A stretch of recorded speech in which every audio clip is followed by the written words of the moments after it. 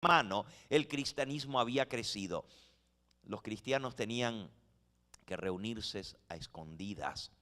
Yo tuve el privilegio de visitar hace unos meses atrás la ciudad de Roma. Allí visitamos la cárcel Mamertina, donde estuvo el apóstol San Pablo. También visitamos las catacumbas.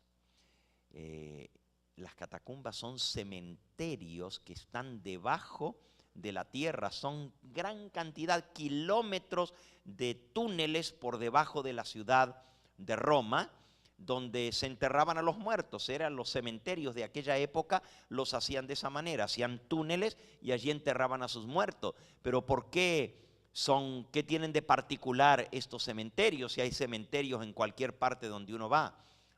Porque eran en estos cementerios bajo tierra donde los cristianos tenían que reunirse en el primer siglo de la era cristiana para no ser descubiertos. Se metían debajo de la tierra para poder alabar, cantar al Señor Jesús, para orar, para escuchar la predicación. No tenían la libertad que nosotros tenemos hoy en día. Y los cristianos primitivos se reunían en esas catacumbas debajo de la tierra para poder adorar a Dios, porque no tenían la libertad de hacerlo abiertamente, porque entonces eran perseguidos y entregados a la muerte. Y sin embargo, a pesar de todo eso, el cristianismo se regó de una manera tremenda por todas partes. Cuando el diablo vio que no podía acallar a la iglesia, que no podía borrar de la faz de la tierra, cuanto más los mataban, más se multiplicaban. Entonces el diablo decidió cambiar de táctica. Y él dijo, si no puedes contra ellos, ¿qué dice el refrán? Únete a ellos. Y el diablo cambió de táctica y lo que decidió hacer fue infiltrar la iglesia cristiana. Para poderla destruir, decidió infiltrarla, meterse por dentro. Y esta es una historia muy triste, porque en eso sí tuvo más éxito Satanás. Sin embargo, no tomó por sorpresa a la iglesia, porque la iglesia había sido prevenida tanto por Cristo como por los apóstoles. El mismo apóstol San Pablo allí en Hechos, en el capítulo 20, Hechos capítulo 20, dice en el versículo 28, cuando él mandó a reunir a todos los dirigentes de la iglesia, a los ancianos que él, de las iglesias que él había fundado en Asia, dice que él les dijo, al despedirse de ellos, versículo 28, mirad por vosotros mismos y por todo el rebaño en que el Espíritu Santo os ha puesto por obispos para apacentar la iglesia del Señor, la cual él ganó con su propia sangre. Porque yo sé que después de mi partida, dijo el apóstol, entrarán en medio de vosotros lobos rapaces que no perdonarán al rebaño. Y de vosotros mismos se levantarán hombres que hablen cosas perversas para arrastrar tras sí a los discípulos. Así que el mismo apóstol había prevenido a la iglesia diciendo, entre ustedes mismos se levantarán hombres, entrarán en medio de vosotros lobos rapaces que no perdonarán el rebaño. Y entre los mismos obispos se levantarían los que iban a arrastrar al engaño a las almas. Ya la iglesia estaba prevenida. No solamente en este pasaje, hay muchos pasajes del Nuevo Testamento. El apóstol San Pedro también previno a la iglesia ya en su primera carta, segunda de Pedro, en el capítulo 2. Él dice, así como hubo, versículo 1, segunda de Pedro 2:1, así como hubo falsos profetas entre el pueblo en el pasado, habrá entre vosotros falsos maestros que introducirán encubiertamente, solapadamente, herejías destructoras y aún negarán al Señor que los rescató, atrayendo sobre sí mismos destrucción repentina.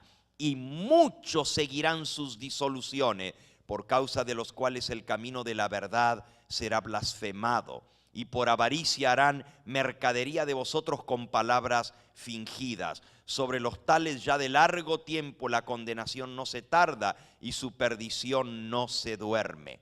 Así que el apóstol San Pedro también dijo: se van a levantar falsos maestros que en forma solapada, en forma encubierta, se van a infiltrar entre vosotros. Ya en la época del apóstol San Pablo esto estaba sucediendo. Pueden buscar en el libro de Gálatas, en el capítulo 1. Gálatas, capítulo 1. Miren lo que escribió el apóstol. Versículo 6. Estoy maravillado, dice él. Estoy espantado, maravillado, de que tan pronto os hayáis alejado del que os llamó por la gracia de Cristo para seguir un evangelio diferente. No es que haya otro evangelio, sino que hay algunos que os perturban y quieren pervertir el evangelio de Cristo. Mas si aún uno de nosotros los apóstoles, o aún un ángel del cielo, os anunciare un evangelio diferente del que os hemos anunciado, sea anatema. Como ya hemos dicho, también ahora lo repito: si alguno os predica diferente evangelio del que habéis recibido, sea maldito, sea anatema. Ya en la época del apóstol San Pablo, él dice: me sorprendo de que tan rápidamente os hayáis alejado, os hayáis apartado de aquel que os llamó para seguir un evangelio diferente. Y él dice: no hay otro evangelio, hay uno solo. Pero hay algunos entre ustedes que pervierten el evangelio de Cristo. Fíjense, infiltrados, que dicen predicar el evangelio de Cristo y sin embargo están predicando un evangelio ¿qué? Diferente del que Cristo y los apóstoles enseñaron. Ahora, el diablo tuvo mucho éxito con esto. Y nosotros vamos a ver que el último ataque del diablo contra la iglesia no es muy diferente. También a la iglesia remanente, a la que guarda los mandamientos de Dios y tiene el testimonio de Jesucristo, como hemos leído en Apocalipsis 12:17, el diablo se llenó de ira. El diablo se enfureció contra el resto de la descendencia de la mujer, los últimos, el remanente, y se fue a hacer guerra contra ellos. Y como vamos a ver, la táctica que el diablo usa aún contra la iglesia remanente en su última batalla es los mismos dos medios. Por un lado, la persecución de todo aquel que quiera vivir piamente, siguiendo los mandamientos de Dios y el testimonio de Jesucristo. Porque escúchenlo bien, los que más van a ser perseguidos van a ser los que guardan los mandamientos de Dios y los que tienen el testimonio de Jesucristo. Y si ustedes no lo creen, comiencen ustedes a estudiar el testimonio de Jesucristo y van a ver si la persecución no se desata contra ustedes. Está escrito y Dios no se equivoca. Apocalipsis capítulo 12 y versículo 17.